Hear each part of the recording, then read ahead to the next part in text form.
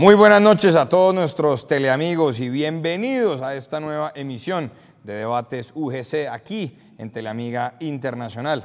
Ya vamos en últimas una semana entrado el nuevo gobierno del presidente Iván Duque Márquez, que es el tema que vamos a tratar el día de hoy. Quiero contarle a toda nuestra audiencia que el próximo martes me estarán acompañando aquí en este mismo escenario 4 mujeres que integrarán el panel.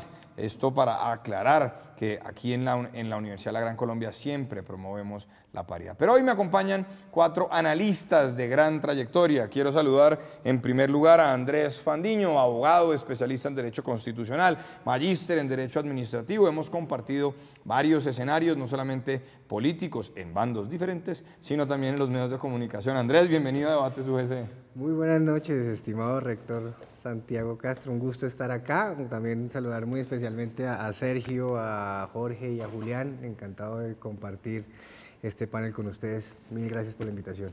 Nos acompaña también desde el departamento del Tolima, mi vecino de Torre, Julián Prada Betancur. Julián, bienvenido a Debates UGC. Muy buenas noches, un saludo a todos los televidentes, al panel tan distinguido que nos acompaña. Y a usted, señor rector, por la invitación, muy complacido. Usted que además es también profesor de la Facultad de Derecho de la Universidad de la Gran Colombia, con maestría en Derecho y está haciendo su doctorado, ¿no? Cursando el doctorado en Derecho, sí. Y por eso es padre de familia. Padre de 2 hermosas hijas, Leticia y Laura, allá en Ibagué. Bueno, Jorge Camargo, politólogo con énfasis en gestión pública. También hemos compartido diferentes escenarios. El último fue hace poco un programa al que me invitaron. Bienvenido a Debates UGC. Bueno, antes yo lo invité a usted, ahora usted me invita a mí. Muchas gracias, Santiago.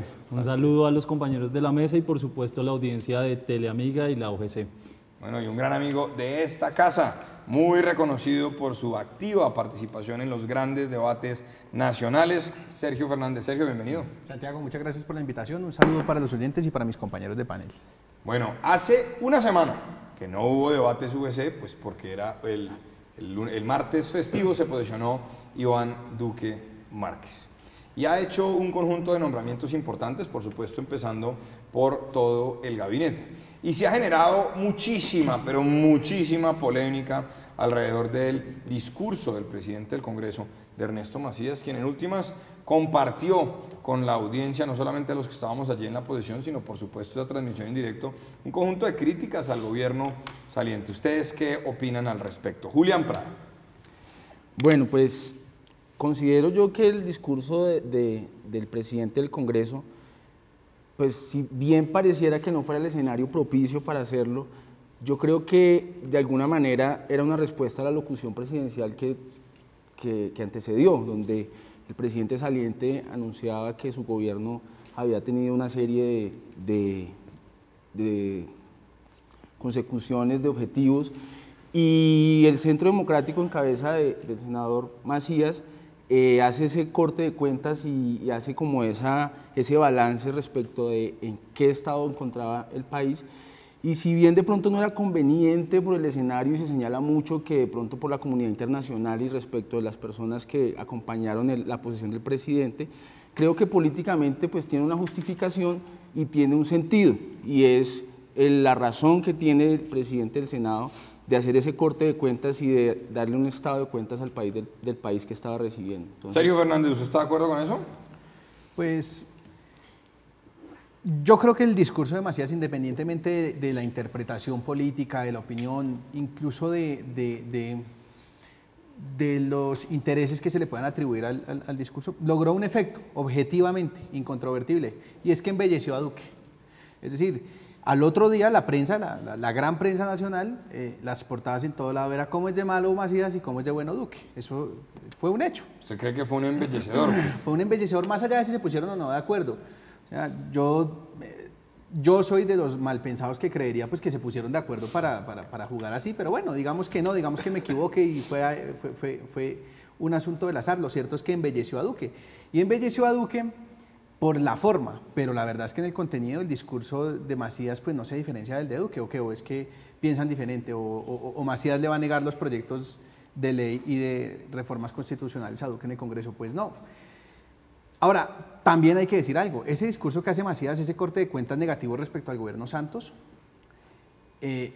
también lo podría hacer uno respecto al gobierno Uribe y respecto al gobierno Pastrana y respecto al gobierno Samper, respecto al gobierno Gaviria, porque la verdad es que estos gobiernos han sido un desastre. O sea, ¿qué es lo que hay que aplaudirle a Uribe, a Santos o a Pastrana? O sea, que me muestren en serio qué es, que este sea ya según la CEPAL el país más desigual de América, eso, que sea uno de los más desiguales del mundo, que tenga un desempleo de 7 de cada 10 colombianos o en el rebusque o en el desempleo, que sea el país más desigual, por ejemplo, en repartición agraria. No hay ningún país para ser campesino tan difícil como Colombia. O sea, lo que pasa es que estos juegan a, no, pero mire que hay unos peores que yo, como si tuvieran algo bueno que aplaudirle. Yo, pero en el discurso de Benedetti del año 2010, en la posición de Santos, también fue muy duro, claro, y habló de la desigualdad y habló una cantidad de cosas. Precisamente. Entonces, se podría hacer el mismo discurso de todos estos gobiernos. Es que no hay ningún, o sea, ¿qué le aplaudimos? ¿Qué le aplaudo a Santos 1, a Santos 2, o a Uribe 1, Uribe 2, o a Pastrana, o a qué es lo que hay que aplaudirles? Pues? Bueno, muy bien, Jorge Camargo. Santiago, le aplicó la acostumbrada cuenta de cobro para el gobierno saliente o el Lemduc Political para Santos. Ciertamente no son ríos de mieles y leche lo que pasó con el gobierno Santos, pero sí me parece que se salió de contexto porque él debía hablar en nombre del presidente del Senado, del Senado y del Congreso de la República. Entonces, ¿cuál es la importancia de eso? Que no solo queríamos ver la perspectiva de Ernesto Macías y un sector del Centro Democrático del gobierno. Él mismo generó resquemores y ciertos disgustos al interior de su gobierno, porque pues es muy popular el video de la vicepresidenta Marta Lucía Ramírez haciéndole una serie de reflexión de ese discurso, y no sabemos internamente qué otras cosas le haya dicho. Aunque dijo Macías que no le dijo nada de eso. Bueno, pero pues es que ahí ya entra la diplomacia a jugar, ¿no? Ustedes y yo sabemos, y acá sería muy ingenuo saber que ahí no hubo un disgusto y que no se notaba la molestia. Pero, por otro lado, también quiero resaltar algo de los roles, pues porque el rol del presidente del Congreso no es mandar al presidente de la República, y hubo unos mandatos muy poco ponderados y salidos de contexto que también me parecieron complejos, pero bueno, eso es lo que vamos a venir viendo, porque el mismo presidente Duque va a tener al interior de su bancada pues como un control político interno, por decirlo de alguna manera, me anticipo a eso. Bueno, Andrés Fandiño. Pues Santiago, a mí me parece que el tema del discurso del presidente Macías es fuera de contexto. Yo comparto algunos puntos que se ha dicho acá en la mesa. Pienso que el doctor Macías debía sentarse en su papel de presidente del Congreso, no no el representante del Centro Democrático, que si bien es cierto es el partido de gobierno. Para mí colocó en segundo plano al presidente Duque, le rindió más un homenaje al presidente Uribe que al presidente que estaban posesionando, pero hay dos puntos que yo quiero resaltar del discurso de Macías. Primero, me parece que es cogió y desafió a la justicia colombiana.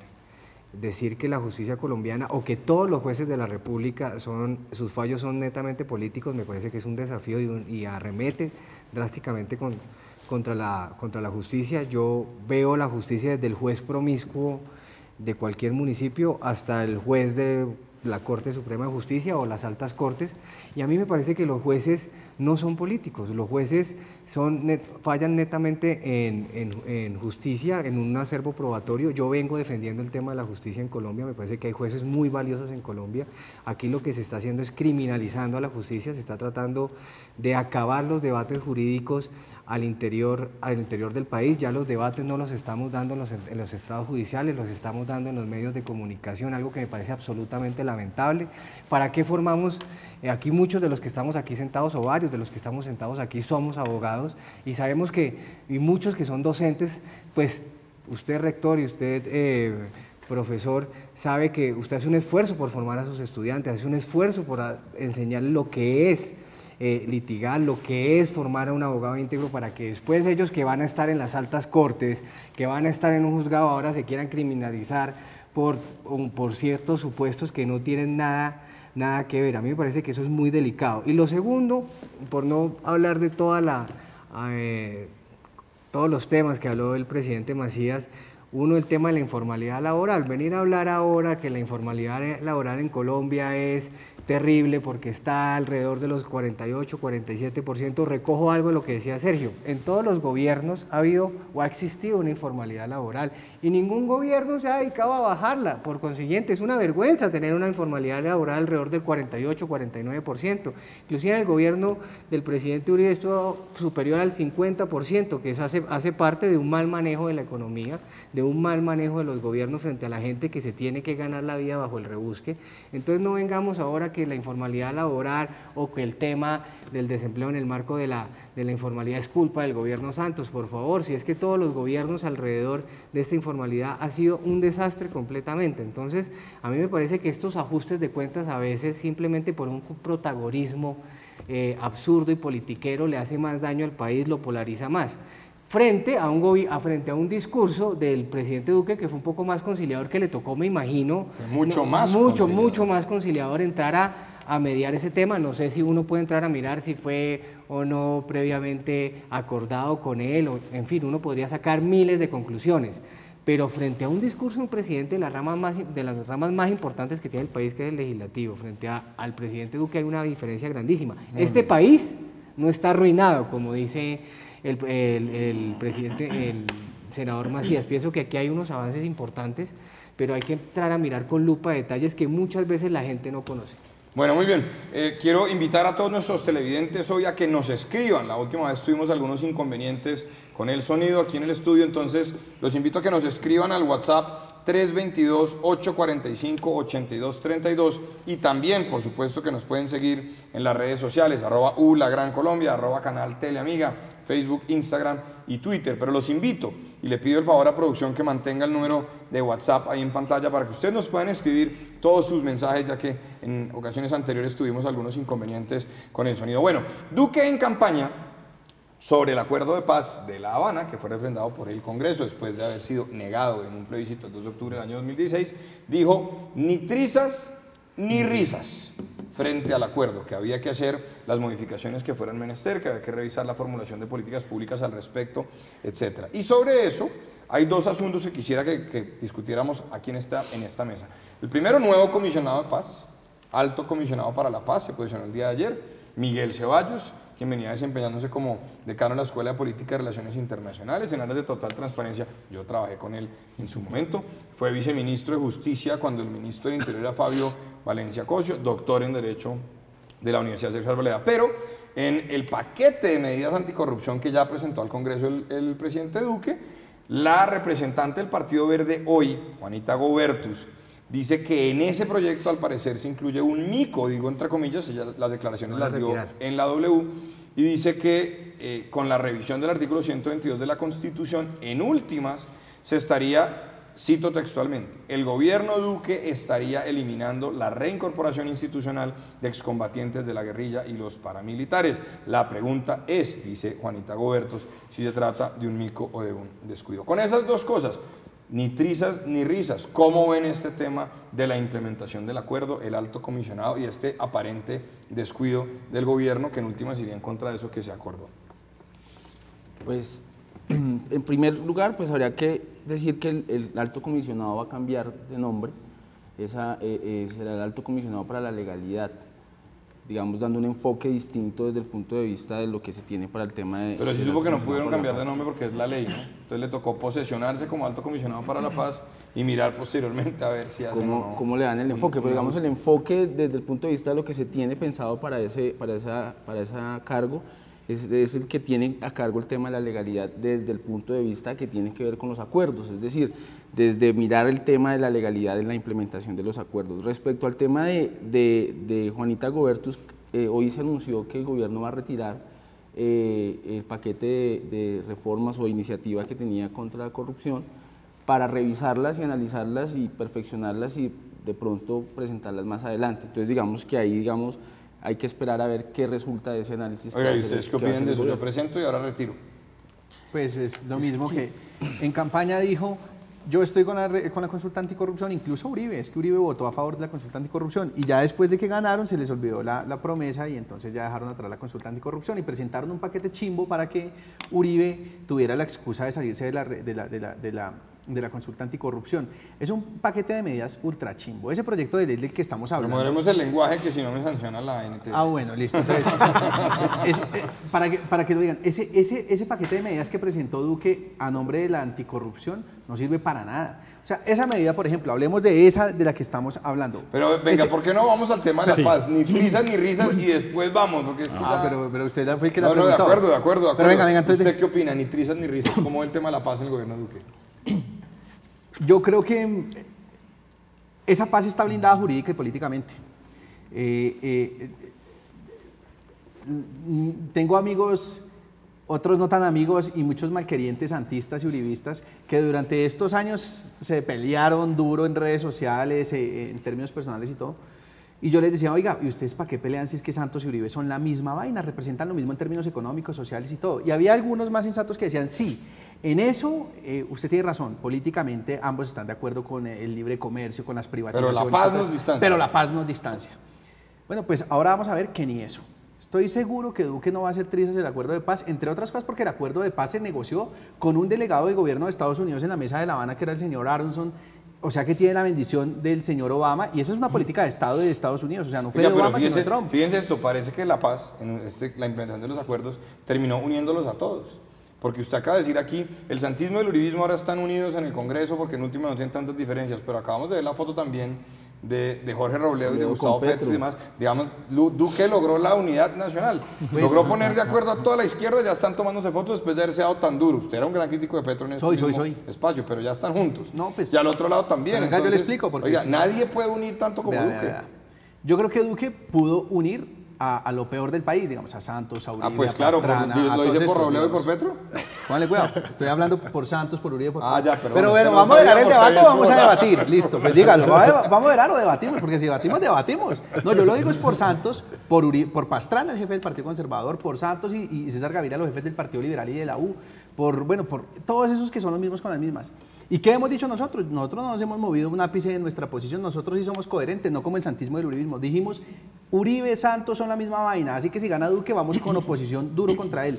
Y dijimos, bienvenidos todos los que quieran hacer la oposición. Si Petro quiere venir a hacer la oposición, pues bienvenido. Es más, bienvenidos, ojalá ustedes cambien de posición y salgan a protestar cuando el señor radique la reforma tributaria, cuando radique la reforma pensional, cuando quiera privatizar Ecopetrol. Y bienvenidos todos los que quieran oponerse a Duque, pero ¿por qué no? Yo no soy sectario. Frente al tema de ni risas ni trizas, yo creo que el gobierno de Duque y Marta Lucía Ramírez han sido consecuentes durante su discurso en campaña porque siempre dijeron, vamos a revisar dos temas particulares, la conexidad del delito político con el narcotráfico y eso mismo es un... Y ya se presentó el proyecto. Sí, exacto, y es un tema que le encomendaron también a la ministra de Justicia, Gloria María Borrero, que digamos que hace parte del núcleo del acuerdo y que ellos siempre lo anunciaron, no es una sorpresa para ninguno en esta mesa ni para ningún colombiano.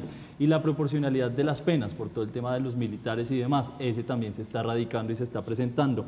Ahora, siempre lo dijo en sus discursos y es cuidar algo muy valioso, por eso es que no lo hacía trizas, la desmovilización de 7.000 hombres. Él decía, esa desmovilización debemos cuidarla, esa desmovilización va muy en la línea de lo que se proponía en la política de seguridad democrática. Pero entonces, según eso, se les coló, no se dieron cuenta de lo que presentaron de la modificación del artículo 122, porque pareciera que fue que no lo tuvieron tan en cuenta. Sí, allá voy. ¿Qué tal el mico venga dentro de su propia bancada? Porque tenemos que tener en cuenta que ciertamente hay unas distancias, toda colectividad política tiene unos matices y ciertamente hay un distanciamiento entre el uribismo muy radical y el centro democrático fuerte de Duque y Marta Lucía, que son un sector más ponderado. Como dijo Marta Lucía, una cosa es el partido del presidente y otra cosa es el gobierno. ¿Y no se ratificó el 7 de agosto?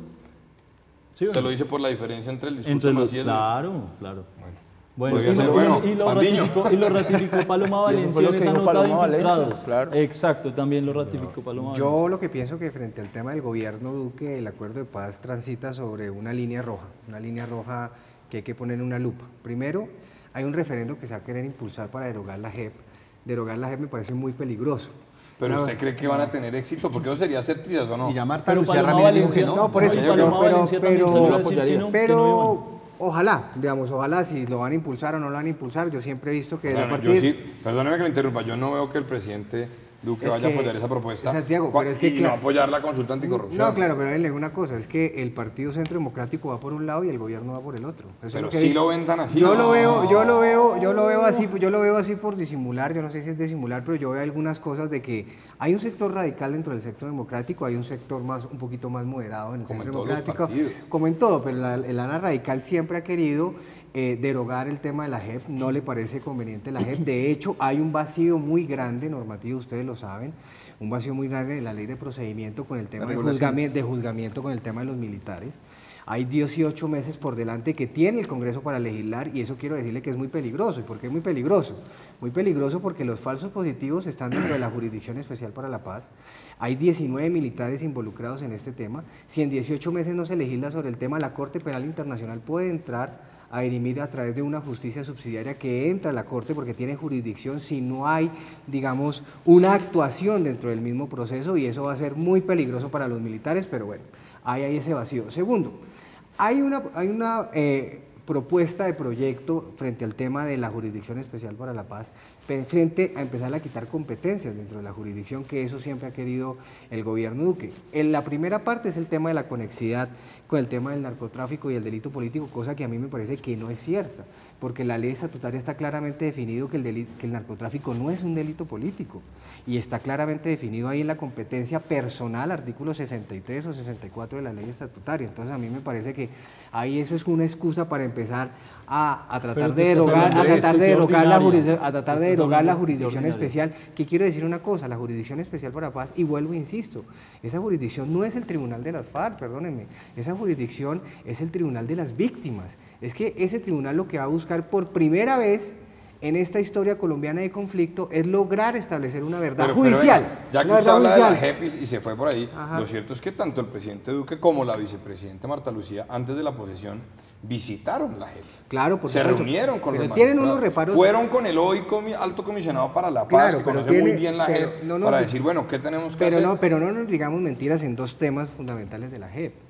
Uno, que ya le quitaron una competencia fundamental frente al tema de los militares. Ahora hay un tema absolutamente que me pareció absurdo en la ley de procedimiento, y es que le quitaron también competencia a los jueces de la JEP de poder decretar pruebas en un proceso de verificación de conductas, nada más y nada menos que en el tema de la extradición, si se llega a dar, no solamente por el caso Santrich, si se llega a dar más adelante, es que quitarle usted la posibilidad a un juez de poder verificar los hechos a través de las pruebas. Entonces, ¿cómo las verifica? Entonces, poco a poco la van a ir desmenuzando hasta quitarle muchas competencias. A mí me da miedo el tema del proceso de paz en el tema del gobierno Duque. Yo sé que lo que dice Sergio, y lo digo por conocimiento de causa, porque desde este lado se impulsó el tema del blindaje jurídico del acuerdo, pero ese blindaje es un blindaje del acuerdo de buena fe a través de las instituciones, como dijo la Corte Constitucional. Pero creo que el presidente se enmarca en eso. No, y se marca, pero la Corte, ustedes saben que la Corte Constitucional puede cambiar de parecer el día de mañana si no le parece o no el acuerdo. Y quería solamente dejar esta última apreciación.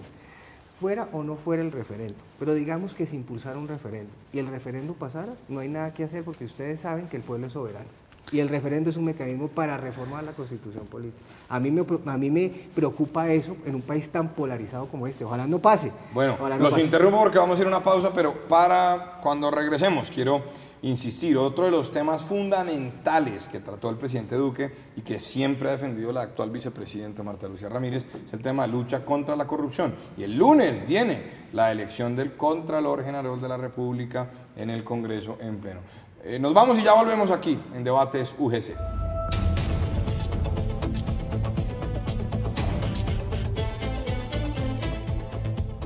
Estamos de regreso aquí en Debates UGC. Parece estar claro, por lo menos en esta mesa, que ni trizas ni risas, y pareciera entonces que el Acuerdo de Paz de La Habana está relativamente blindado. Pero un tema neurálgico en esta campaña, tanto el candidato Gustavo Petro como el hoy presidente Iván Duque insistieron en que Colombia tiene que dar una lucha frontal contra la corrupción. Pues bien, la Universidad Industrial de Santander publicó los resultados de aquellos quienes presentaron el examen para poder ser elegidos Contralor General de la República. El lunes será la elección en el Congreso y en este momento, allá en el Capitolio Nacional, los diferentes candidatos están expresando sus puntos de vista sobre aquellos temas que son fundamentales para la Contraloría General de la República. Pareciera que hay 4 opcionados: José Félix Laforí, Wilson Ruiz, Carlos Felipe Córdoba y José Andrés Omeara. Pareciera que esos son los 4, pero hay, por supuesto, más de 10 candidatos que obtuvieron un puntaje. La pregunta que le tengo yo a nuestros invitados el día de hoy es: ¿será que la Contraloría General de la República sí es ese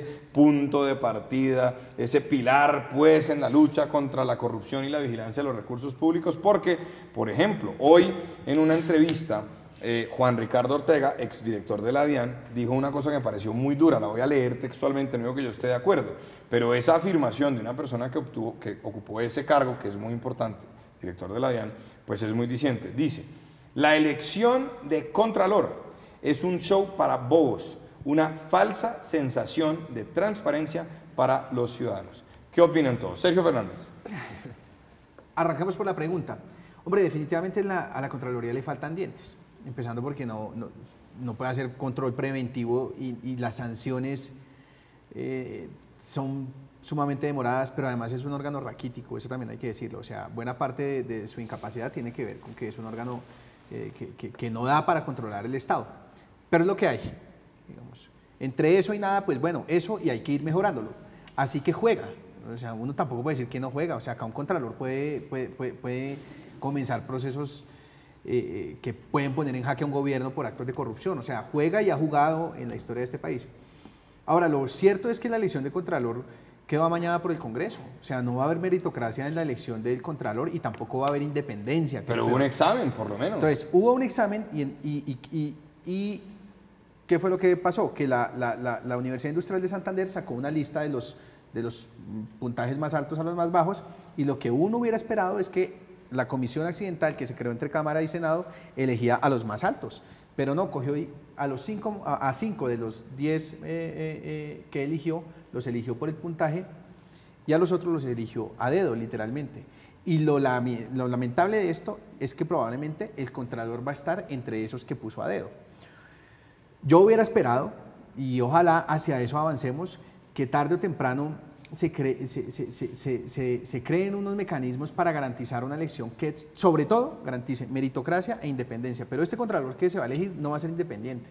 O sea, todos sabemos que ¿Pero por qué dice que no va a ser independiente? Porque todos sabemos que hay 3 personas que están jugando y que esas 3 personas son muy cercanas al Partido Conservador y al Centro Democrático. El señor Wilson Ruiz, el señor José Félix Lafourcade, y bueno, ya cada quien meterá el tercero.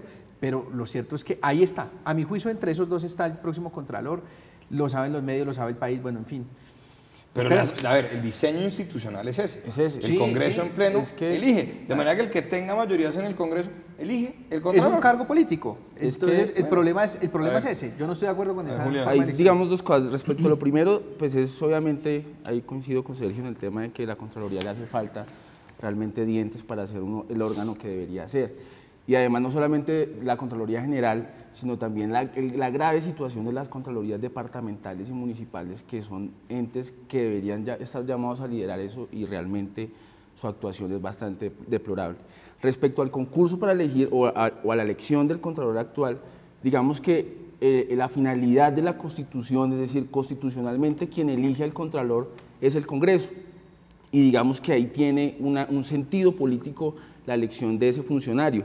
El Congreso ideó este mecanismo que a mí realmente me parece que no tiene como mucho sentido. Digamos, hay una lógica ahí, es que la universidad haga una selección previa como para garantizar medianamente el mérito, pero finalmente el Congreso no pierde su facultad de elegir dentro de criterios políticos, porque el Congreso es un ente político, elegir a quien debe ser el Contralor. Lo quiero interrumpir por un tema, qué pena, lo quiero interrumpir por un asunto. Si el presidente, cualquiera que fuera, o el gobernador o el alcalde, ya que usted habla de las contralorías municipales y departamentales, no tuviera mayoría en el cuerpo colegiado correspondiente, pues en últimas le elegirían un contralor muy probablemente opositor al gobierno, ¿o no? Sería otra cosa. Entonces, no es que el diseño esté mal, sino que a lo mejor es que los colombianos siempre terminamos votando por los mismos en un lado y en el otro. Es decir, yo no creo que debería ser opositor, pero por lo menos independiente. No, pero digamos, por eso le digo, si el presidente no tuviera mayorías en el Congreso, pues los candidatos a contralor probablemente serían otros. Es decir, ahí está la lógica de las mayorías, y el Congreso en este momento representa unas mayorías, y eso se va a tener que ver reflejado en la elección del Contralor. Si no, pues habría que reformar la Constitución y quitarle la potestad al Congreso de elegir ese funcionario. Ahora, lo que se pretendió hacer con este esquema es garantizar un mínimo de idoneidad en la persona que va a ocupar el cargo, y digamos que eso fue lo que revisó la Universidad Industrial de Santander, que cumplieran con unos requisitos mínimos de idoneidad, y ahora el Congreso está ejerciendo su potestad constitucional de elegir al Contralor, y está dentro de su facultad de elegir. Lo interrumpo porque me acaba de llegar un mensaje de WhatsApp. Alberto dice: no hay forma de hacer control en la elección de José Félix Lafourcade, porque todos los medios hablan de que el gobierno hizo lo posible para que fuera el mejor candidato. Y quiero que por favor nos muestren la pantalla, a ver, producción, si me ayudan. La revista Semana tituló hace muy poco, 5 de la tarde, elección de Contralor, todos contra Lafourcade, José Félix Lafourcade. Entonces, fíjese, una cosa que me llama la atención, volvamos al estudio, y es que pareciera que ahorita viene un toconlafu, es decir, todos contra Lafourcade.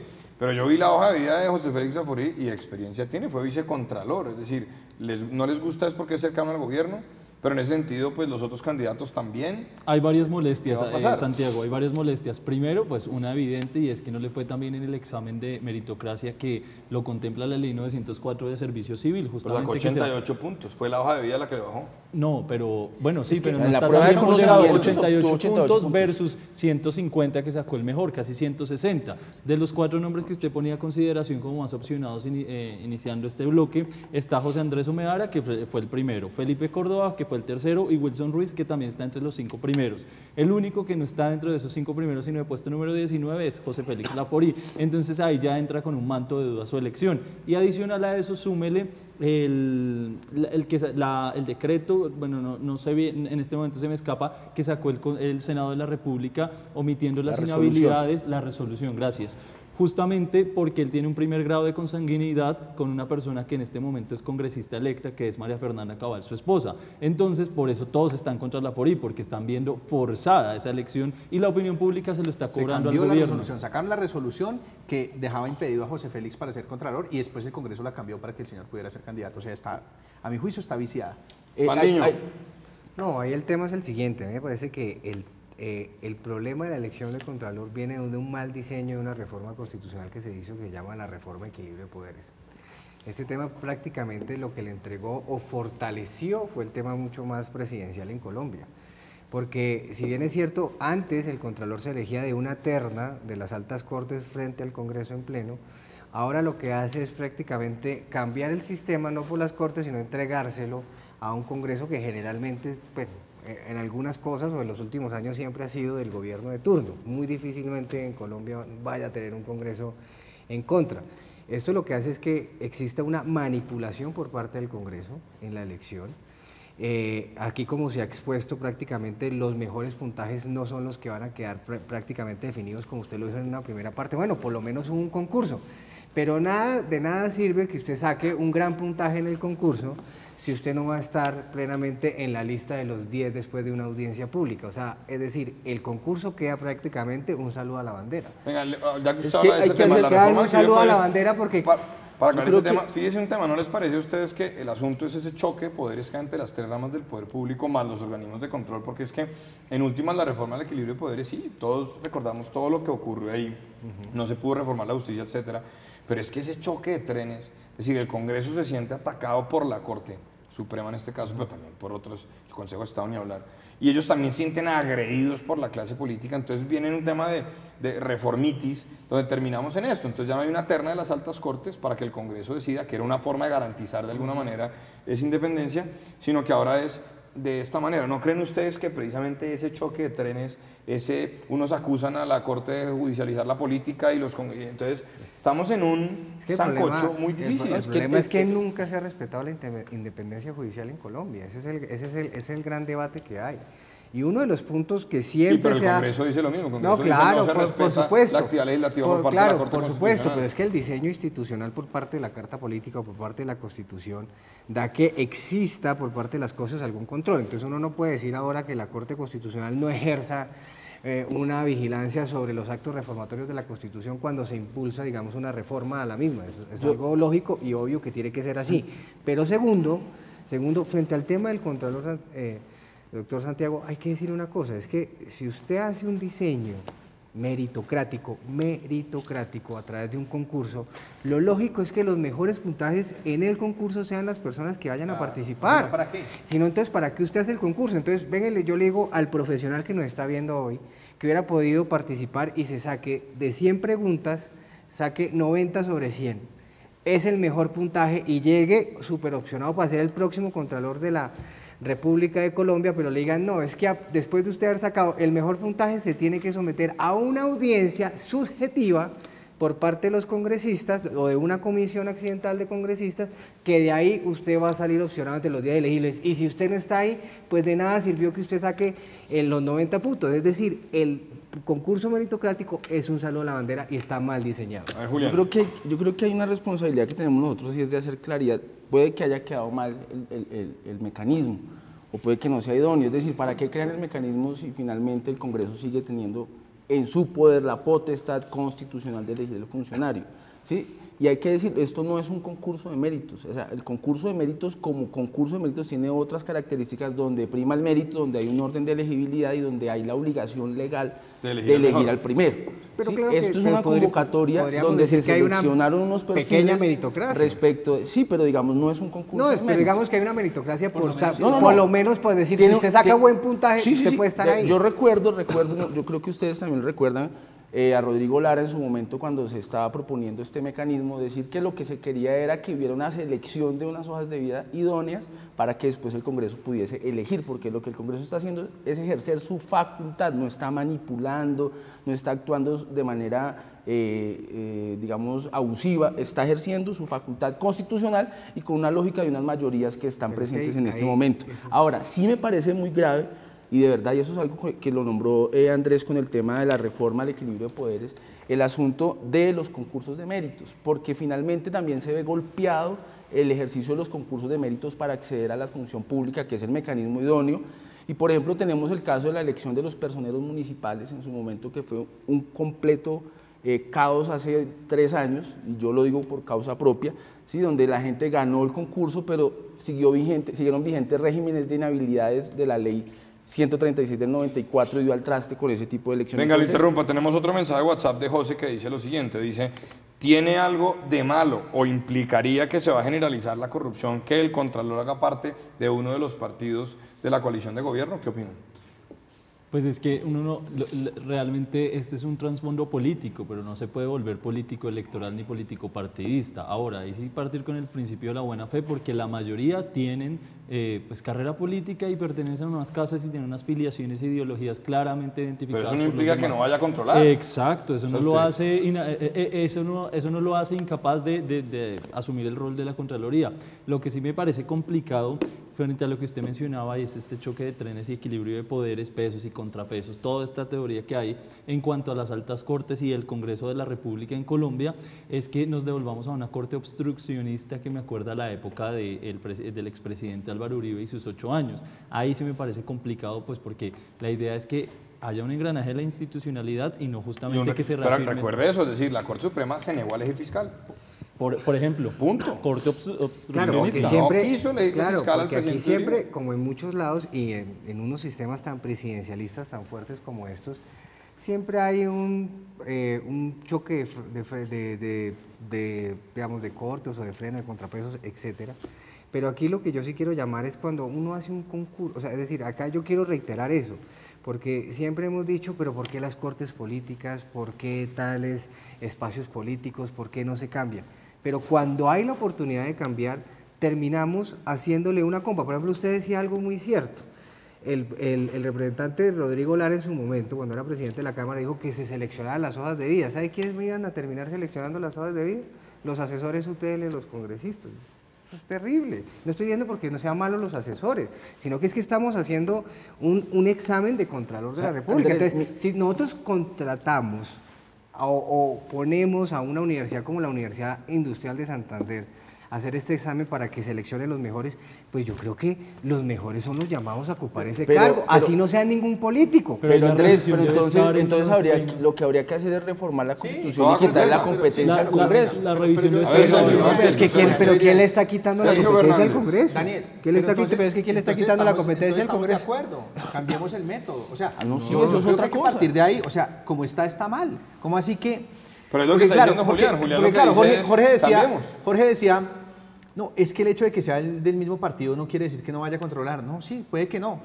Pero es más posible que no lo controle. O sea, definitivamente la independencia frente al poder político sí es una condición sine qua non para poder hacer bien la tarea, pero ¿cómo me van a decir que no? O sea, resulta que acá no hubo problemas de ese tipo con el ex procurador Ordóñez, para poner un ejemplo, pues por supuesto que sí, y el señor se montó fue en un cargo que aprovechó de manera política para absolver amigos y perseguir enemigos políticos. O como eso con el pasa en Colombia. Rojas Birri. Pero entonces, Eso donde es yo la voy es, vitrina, asumamos dos cosas y ya termino con pero- esto. Uno, el mecanismo está mal, pero por supuesto que está mal. Ah, bueno, listo, quedó mal. Entonces, si ya ese es el mecanismo, recojo lo que dice Andrés. Estos señores, ¿para qué se inventan un cuento de que van a tratar de tener en cuenta, así sea un poquitico, la meritocracia, si la verdad es que lo van a elegir de acuerdo además a lo que diga el gobierno que tiene las mayorías en el Congreso? Pues no nos echen cuentos, y digan lo que es así. Y es más, deberían asumirlo con toda la claridad y que el gobierno ya sabe que tenemos una pregunta de WhatsApp. Con una reflexión, es decir, el señor que ustedes mencionan que sacó 150 puntos o 160 puntos. José Andrés Medara. Conservador de partido conservador no pasa, digamos, en qué tendencia sea. Conservador, pero sacó el mejor puntaje. Pero su partido ya eligió a otra persona como candidato. Que sacó 30 puntos. No, ese es Laforí. No, ese es Laforí. Wilson Ruiz es el candidato del Partido Conservador. Bueno, que sacó, ¿cuánto sacó Laforí? 30 puntos. No, sacó 88 en la prueba de conocimientos, fue el segundo. Total. Y en la otra prueba sacó 30 puntos. Que no fue una prueba, sino es hoja de vida. Es la calificación de la hoja de vida porque no tiene la doctorado. Pero venga, una pregunta. Dice Rosalba y les voy a pedir que me respondan en 10 segundos porque tenemos que ir a una pausa. Rosalba nos escribe aquí por WhatsApp. Dice, quitando a José Félix Laforí, para ustedes entonces, ¿cuál sería el mejor candidato a Contralor? A ver, Julián. Pues quitando a Laforí estaría Omeara, que es excelente. Jorge. José Andrés Omeara, el número 1 en el examen. Mandiño. No tengo No sabe. No tengo candidato. Ahora, pero y otra cosa antes de irnos. Oiga, ¿y no le parece, de acuerdo con su tesis, que usted nos ponía ahora el caso de Ordóñez, bueno, Felipe Córdoba, procurador y más, yo les diría, ¿no le parece que puede pasar lo mismo con la oposición? Por eso Es no decir, debe ser si la oposición se queda con la Procuraduría contra la Contraloría, ahora, también puede haber una persecución al gobierno. Es que por eso yo no estoy de acuerdo con que lo elija el Congreso, es que no debe ser un cargo así. Debe ser independiente, ni de la oposición ni del gobierno. Vamos a una pausa aquí en Telamiga Internacional, ya volvemos en Debate UGC. Es otra vaina.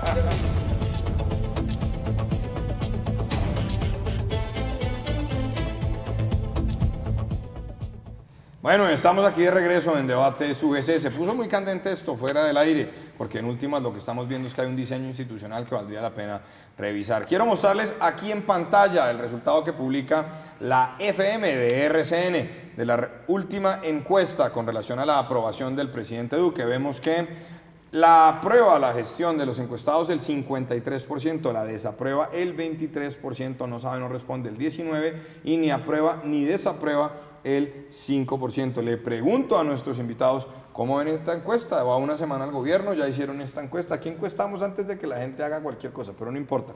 Estos son los resultados. ¿Cómo lo ven ustedes? Pues Duque tuvo un buen comienzo, tiene un tono conciliador, tiene mayorías en el Congreso y eligió un muy buen gabinete ministerial que le ha valido varios réditos. Ahora que tenga una favorabilidad más arriba del 50%, digamos que eso es terreno avanzado. El tema es mantenerse, digamos su margen de maniobra es poco porque tiene un 3% pues para seguir creciendo o para descender, y también ahí valdría ver en contraste cuál es la favorabilidad del expresidente Álvaro Uribe Vélez, porque si bien pues él es su gran mentor y es una sombrilla que lo va a cobijar y lo va a arropar en varios momentos, sobre todo para dar gobernabilidad. Bueno, Sergio. No, pues imagínese, una semana de gobierno y van en 53. O sea, esperen que presente la... De verdad está como dice mi mamá, está entre la pila y el agua bendita. O sea, está ahí. Cuando uno se portaba mal y decían, espere y verá. Está así. Esperen que presente la reforma tributaria y llega al 50. Esperen que presente la reforma pensional y cae al 40. Esperen que privatice Ecopetrol y ahí vamos viendo. O sea, la verdad es que lo que ha anunciado esta semana Carrasquilla... con lo que yo estoy seguro que esto lo midieron antes de que Carrasquilla dijeron que iba a vender el 10% de Ecopetrol, que estaba de acuerdo con subir las tarifas en Electricaribe y que viene reforma pensional para desmantelar el régimen de prima media. O sea, pero anunciaron un aumento en los salarios. Pero miren esto, quiero que por favor producción nos muestre esta gráfica de la encuesta de Jan Haas. Ahí tenemos, en últimas teníamos un presidente con una favorabilidad de 23%, ahora tenemos uno de 53%. ¿No les parece que eso puede generar cuánto comenzó? confianza? Sí, no, el contraste está anacrónico. Es que lleva una semana de gobierno. Pero lo que muestra me da la razón a mí. O sea, lo que mostró esa estadística me da la razón a mí. Santos iba más o menos bien en el 50, 46, 46, 50 y ¡prum! Al final de gobierno quedó así. Así va a quedar Duque o peor. Yo creo que marca una tendencia del país que le está dando un margen de espera al presidente Duque, como es lo lógico. Pero lo que dice Sergio, es evidente, Santos estaba sobre el 70%. Sí, y se fue al piso. No, yo lo que pero veo es en el primer periodo que llegó, digamos, con para mí, contexto, yo quiero decir, digamos, esto para terminar lo que quería completar, es decir, se le está dando un margen de espera a pesar de que también arrancó con una oposición muy fuerte, con una oposición que... Yo creo que es ha el estado presidente con la oposición más consolidada. Va a tener la oposición más fuerte. Y más radical, Y es una con posición más fuerza radical. y con más ¿Tiene de- usted qué? Nada ¿Cuántos bueno. tienen ustedes del Polo en el Senado? En total son 22 de oposición, contando todos los que se declararon. Es de decir, Verde, en el Senado. si usted se Senado. devuelve, En el Senado. si usted se vuelve Senado. 4 periodos, es el presidente con más oposición. Sí, claro. Sí, probablemente. Que eso sería verdes polo decentes. Sin embargo, lo que usted dice, pues la encuesta que se muestra de Jan Hassi es anacrónica porque no hay equivalencia entre los tiempos políticos. El uno, que es Juan Manuel Sí, Santos, termina. y vas terminando el lame duck, Sí, todo no, y este el tema, y optimismo el del inicio del otro gobierno va es evidente. comenzando, sí comienza con un margen de maniobra corto de 3%, pues bueno, igual esperar a ver, porque entre los anuncios que usted daba, ciertamente se vienen reformas fuertes, pero bueno, se anunciaron aumentos en los salarios, entonces... Todos esto- los gobiernos han anunciado No, aumento yo del mire, salario. yo lo que veo es lo siguiente. Todos. Yo lo que veo es lo siguiente. Primero, es muy En temprano, campaña, muy en campaña, temprano, no en gobierno. muy temprano analizar la favorabilidad del presidente Duque. Van menos de 20 días. Esperemos a que inicie a administrar lo que tanto criticaron. Es decir, criticaron la reforma tributaria del presidente Santos, van a tener que presentar una reforma tributaria donde los va a desgastar políticamente. Van a tener que administrar problemas y fenómenos coyunturales que se les vienen encima, donde tendrán que demostrar un liderazgo grandísimo y tendrán que administrar eso. Pero frente al tema del alza de los salarios sí quiero decir que eso es mentira, porque el alza de los salarios lo dijo la ministra del Trabajo, pero lo desmintió el ministro de Hacienda, es decir, que no se sabe a quién creerle. Finalmente no va a haber alza de salarios. Venga, Fandiño, Por pero- consiguiente, lo que dijo el ministro Carrasquilla es que va a disminuir el salario mínimo, porque hay que disminuirlo para que los empresarios puedan generar más empleo. sabe qué más dijo? Algo que es Que les va a absolutamente clavar impuesto de renta absurdo. a los que paguen No, a los y que el ganen 2 impuesto, millones y de lo que pesos. iba a decir, la reforma tributaria que se viene, preparémonos, los que ganan 1.900.000 a pagar impuestos. No, a declarar. A declarar. Entonces, eso es un impacto muy grande a la clase media. Pero declarar baja. no es pagar, ¿no? No, pero es que Declarar obviamente es eso es un declarar. impacto No, muy pero grande. ¿sabe qué dijo? Que hay que ponerle IVA a toda la canasta familiar y También. que es que devolverlo con subsidios al CISBEN. Eso es paja. Lo mismo dijeron con el tarifa social. Dijeron, no, aplaudan que vamos a subir del 16 al 19%, que después les devolvemos eso en salud y educación. Todavía estoy esperando los nuevos Y hospitales, señores, la de plata los, para las y universidades. los y las señores que escuelas. tienen a partir de los 20 o 25 años en adelante, prepárense para No se van a montar un pensionar negocio jamás. alterno, porque Es curioso nunca porque siempre- nos vamos a pensionar con la reforma que se viene Bueno, de pero- este pero- gran gobierno pero- Siempre que se social. aproxima una reforma tributaria se habla de la falta de capacidad del Estado colombiano para el recaudo por parte de los impuestos. Y ahora que se está diciendo, bueno, se va a reportar y se va a declarar, entonces están en contra. Ahí hay una incongruencia bien Claro, fuerte. pero es que ataquemos la Lo dice informalidad. Carrasquilla que estaba en los Panama Papers evadiendo impuestos en Colombia. Pero ¿por qué no atacamos la informalidad laboral? Carrasquilla está Que es una economía También, informal. pero vamos a Ahí decir- puede haber un Venga, recaudo, venga. pero ¿por qué con la clase media? Jorge Camargo. No, pero es que no son excluyentes. ¿Cómo así que atacar la informalidad no va de la mano con un buen recaudo por parte del Estado colombiano? Pero el buen recaudo siempre va a ser por la clase media baja. Bueno, Es pero más- a ver, que es vamos donde a es ver, más venga, que es quiero más retomar, factible, quiero que es retomar, más quiero factible, retomar. que es más factible. Vamos a retomar lo siguiente. Decía Fandiño, es muy temprano para medir el tema de la aprobación presidencial, pero sí podemos hacer un comparativo. Y lo cierto es que si comparamos, y aquí estoy siendo objetivo, es decir, me faltaba, pero si uno compara 2014, 2010, 2006 y 2002, la aprobación del presidente en su primera semana de gobierno fue mucho más alta. Entró mal. Uribe, entró mal. Santos. Claro, entró mal Duque. Duque entra de verdad sin margen de maniobra. Por eso le digo a los televidentes, Sí, esperen revíselo, que presente el, No, presidente yo de la le reforma creo, yo pensional le y Duque creo, se cae le del creo el 40%. Y voy a poner la más dura. Esperen que se convoquen por parte de la oposición, de los movimientos sociales, las primeras movilizaciones Esperen que grandes. convoquemos, dijo que usted. convoquemos Ah, ya, nosotros, entre esos el Polo y muchos más. Movilizaciones gigantescas como no ha visto este país contra las medidas del gobierno Duque y vamos a ver dónde Pero llega venga, la- señor, sobre eso yo sí les digo, dígame qué presidente cuando llega no ha anunciado una reforma pensional. No, Son todo, 40 la millones. reforma pensional. Dígame reforma- quién no ha anunciado pero una reforma por tributaria. pero es que Dígame ese quién es no ha dicho que el tema claro, del pero es trabajo- a la que justicia, ese es el tema. a la Es que ese es educación. el tema. Al gobierno Santos se la montaron por la 92.7 reforma. billones de pesos comprometidos en vigencias futuras. ¿Cuánto es? 92.7 Claro, billones pero- de pesos, pero con un el- margen fiscal absolutamente limitado. Pero no, recibe señor, el porque es gobierno el que tiene que 0.6, buscar es el aunque 0. dicen que- No, señor, pero muchos de las, mire, eso es un tema de Macías que dijo en el discurso, pero hay que decir una cosa, lo comprometido es casi el 0.6 anual, que suma en los 4 años casi el 2.4 del Producto Interno Bruto, pero muchos de esos compromisos de las vigencias futuras son el Metro de Bogotá. ¿Quién no quiere el Metro de Bogotá? Pero- Si es que algún día se va a hacer el Metro de Bogotá, hay una infraestructura andando que muy posiblemente, Las 4G, muy posiblemente el liderazgo del presidente Duque lo tiene que sacar adelante, porque finalmente, pues alguien lo deja adjudicado, pero alguien tiene que desarrollarlo, pero muchos de esos puntos, Pues que claro, es porque mentira. las vigencias futuras solo pueden ser claro, para infraestructura. claro, o sea, obviamente, no hay las nada vigencias, social. allá lo que yo, Sí, no hay allá lo que, introducción. allá lo que iba yo, o sea, muchas partes, el tema de la infraestructura son las vigencias futuras, pero hay megaproyectos como el metro. sí. Bueno, pero mira, aquí todos pero están hablando de hay un reforma, reforma pensional, reforma laboral, que por cierto hay que mirarlo porque en últimas lo cierto es que el costo laboral es muy alto en regiones donde municipios categoría sexta, pero eso es para otro programa. Pero reforma laboral, reforma tributaria, reforma pensional, reforma a la justicia. Para ustedes aquí, ¿cuál es la reforma que urge a Colombia? No cómo orientarla, no cuál sería el fundamento político detrás de la reforma, pero cuál de esos temas para cada uno de ustedes es el prioritario. Julián. Pues yo creo que hay que ponerle mucha atención a la reforma política. Reforma política, Jorge. Tributaria enfocada en la austeridad en el gasto. Reforma tributaria. Política. ¿Cuál? Política. Política, Sergio. Política. O sea, de estos invitados que tenemos hoy, para todos pareciera que lo más importante No, es no la para reforma todos. política. Con la excepción de Jorge que dice reforma tributaria con austeridad en el gasto. ¿Sí? Y yo, bueno, cerremos el programa. Usted. No, yo creo que la más importante en este momento es la reforma laboral. Pero eso es cuestión de otro mensaje. Bueno, 30 segundos para despedir el programa. Sergio Fernández sobre el gobierno Duque, 30 segundos. Lo que decimos, tiene un margen de maniobra pequeño y para las que se quedaron en el tintero, regular la reforma, la protesta social para tratar de restringir la reforma a la educación, también anuncia privatizaciones. Bueno, en fin, acá lo que va a haber es movilización social, un gobierno lleno de movilización social en las calles. Julián Prada.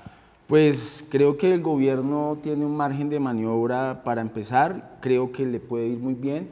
Tiene una oposición radical que solo ve expolio, que se va a oponer absolutamente a todo, que va a tratar de hacerle imposible al gobierno, pero espero y confío en que le vaya muy bien y que las cosas las resuelvan de manera positiva. Andrés Fandín. Espero que el gobierno del presidente Duque se logre desmarcar del fanatismo de su partido político. Eso puede darle un muy buen mensaje a la sociedad y a la polarización que vive el país hoy en día, los odios.